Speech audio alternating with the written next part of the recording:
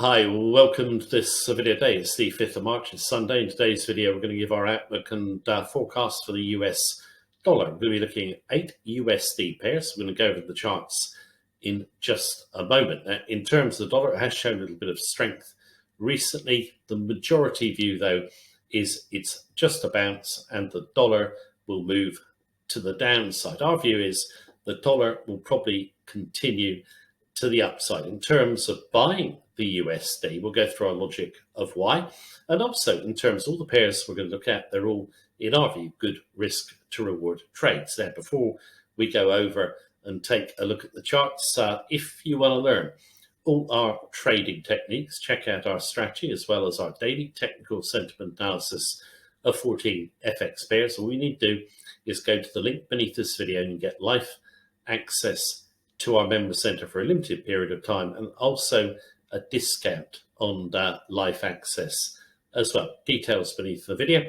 You can also, if you wish, join our Facebook group of traders and follow us on Facebook. Right, let's go and take a look at the trading opportunities.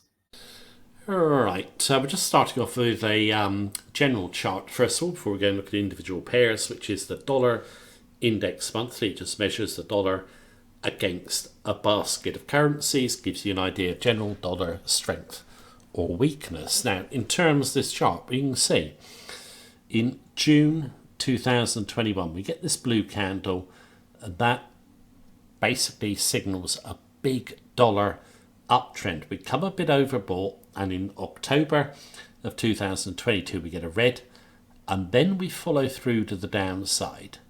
Then in February this year, we touch the 20-month moving average.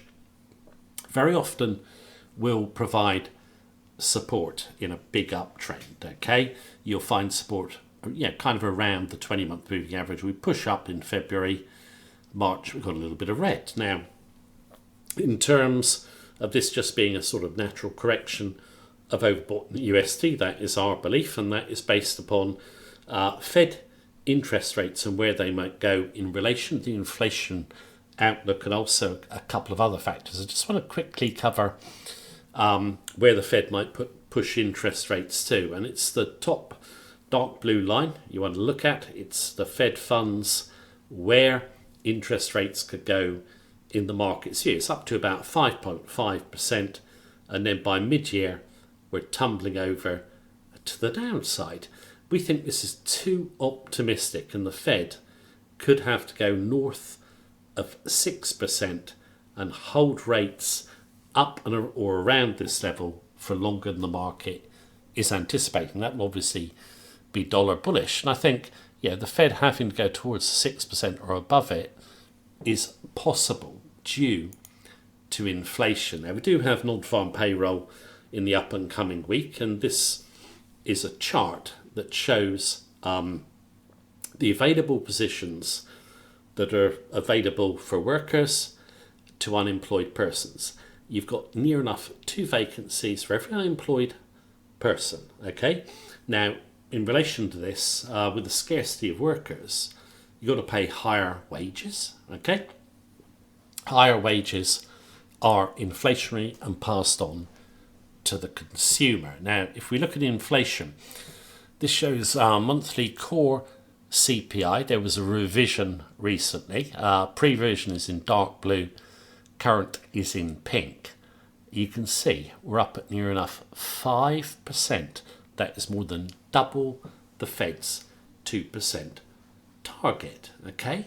Now, in relation to inflation coming down, this chart here, it's from T.S. Lombard, is quite sobering. It's been decades since so many CPI categories have been accelerating. You can see it.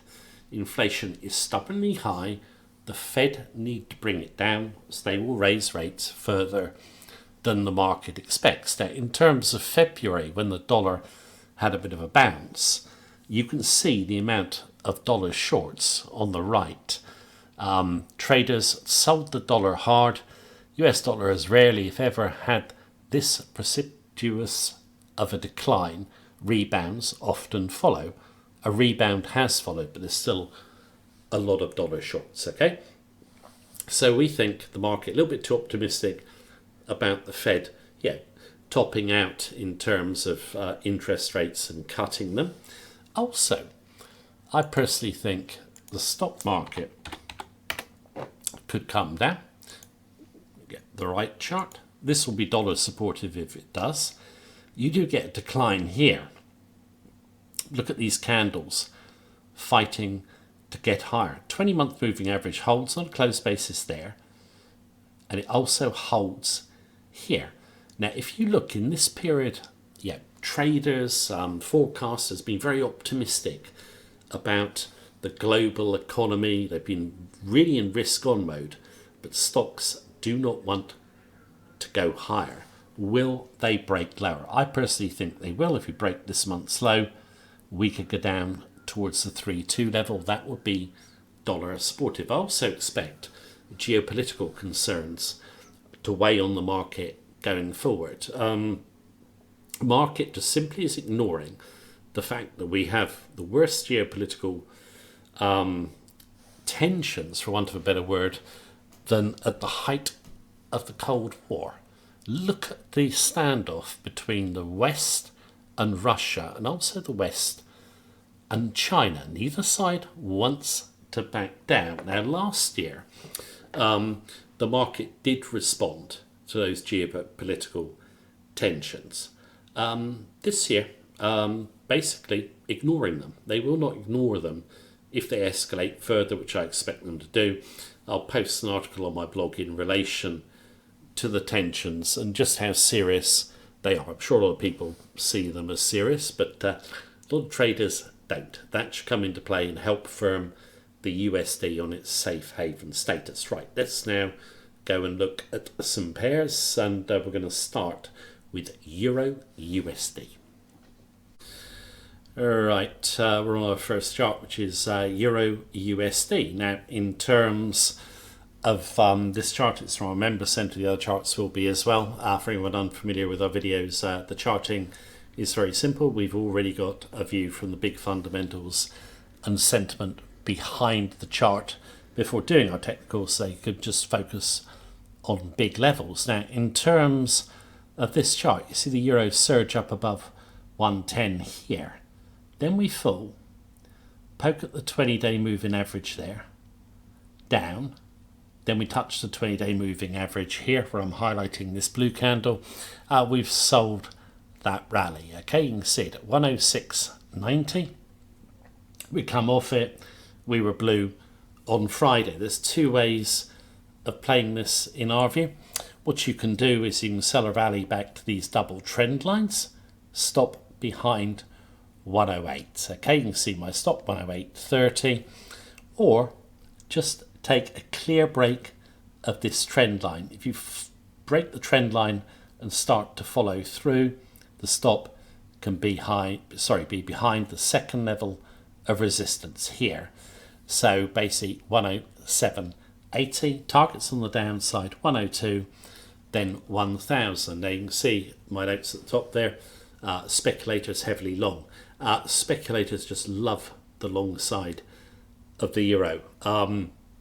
Looking for a big economic recovery in Europe. I'm not going to go through it here in detail, but we just think that optimism is misplaced, and so too is a very hawkish ECB. So your levels to look out for: a break of support, rally to 107, stop behind 108, break lower, stop behind second level resistance. Now, in terms of the next chart I want to look at, I'm going to be looking at, if I can find it,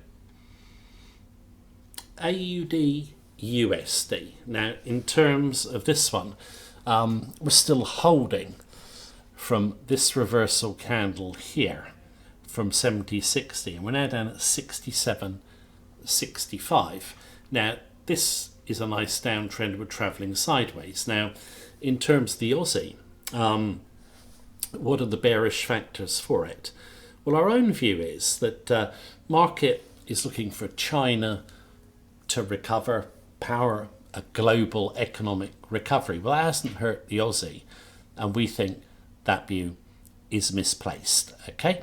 Also, if stock market's down, the Aussie will go down. In terms of interest rates, the US dollar holds the advantage over it now and going forward.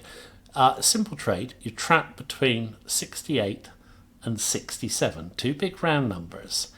If we break through 67, you can sell for a move down, in our view, to 64, then 62. If we were to break 68, and you can see it here, you could just sell back through this level here, which would now be support, with a stop back behind 69, and of course the 20-day moving average. So yeah, just look for a breakout to the downside. If we break to the upside, look for the breakout to fail. And I also want to look at another commodity pair, which is going to be NZD USD. Right, NZD USD. Now, in terms of this pair, similar background fundamentally to AUD USD, you do see a nice move down, bit of sideways down, come back to touch the 20-day moving average. We nearly reached it there, but not quite. We touch it here, then we come off it here, and then we're kind of just trading between the double top, double trend line, 20-day, and what I consider support here. I think it's a sell on a break of support for a move down to 58. If we were to break the 20-day moving average, we would look to sell back through it, probably with a stop behind these candles over here. We obviously don't know what's going to happen yet at this moment in time. We're looking for a break lower. If we move higher, we'll readjust our entry. Now, in terms of the next chart I want to go to, is GBP USD. Now, in terms of the pound, we slice the 20-day moving average there, poke at it there, come back, nearly get to it here, get through it there, but fail to hold it, and now we've come back up to it. Okay, now we're already short in this one and a little bit underwater. You can see my entry 119.80. If you wanted to do this one, look for weakness off the 20-day moving average, or if we go through it, sell back through it. I'm using a stop of 121.30. In terms of the fundamentals for the UK, I think they're pretty dire. Businesses are under pressure, cost of living crisis. Bank of England will not be as hawkish as the market expects. So I'm looking for the pound to decline to 116, then 114. Okay. Now, in terms of the majors, they're the ones I want to look at. And I want to look at some minor currencies, and one of them is my particular favourite at this moment in time. So let me just go back to this page. Alright, we're on the US dollar against the Polish zloty. We did see a big downtrend, came up, and we thought we were going to break higher, but we come back below the 20-day moving average. We've just come back up to it. Now, in terms of this one, we're extremely bullish of the USD, and if we broke higher above this resistance line here, above the 20-day moving average, up to here is, I think, about 8%, okay, as a move. That will be a big move. Why are we expecting, or not expecting, looking for such a big move? Well, in terms of the fundamentals, US dollar should go up on the zloty if the euro goes down. Poland is obviously very exposed to Eurozone. We don't think the economy is going to do that well going forward. We think the euro will fall. That will weigh on the zloty. We're also looking for risk off. Okay, so if you get risk off, the US dollar tends to do well, particularly against minor currencies. And finally, last, we are looking at the Russia-Ukraine war, which we believe is going to escalate significantly going forward. That means, alas, more refugees into Poland, already 2 million in there. That is a strain on the Polish economy. And you have very bad relations, to put it mildly, between Poland and Russia. So the conflict escalating, I think I said it earlier, market is really not, in my view, looking at how serious it is. It's extremely serious. So we're looking for the USD and just buy it on a break above the 20-day moving average for a move up to 470, then 480. If we dip back, you could look to buy the dip off the support levels, or obviously wait for a breakout. So yeah, Polish zloty interested in. Next pair, another minor, which is going to be USD CNH, US dollar against offshore spot Chinese yuan. And I think I might have mentioned it earlier, the market is looking for a big recovery in China now the COVID restrictions are lifted. But if you look at the dollar, it did sell off on that story. Then it rallied a bit, did come down, double bottom here, double bottom a bit higher, went off to the upside.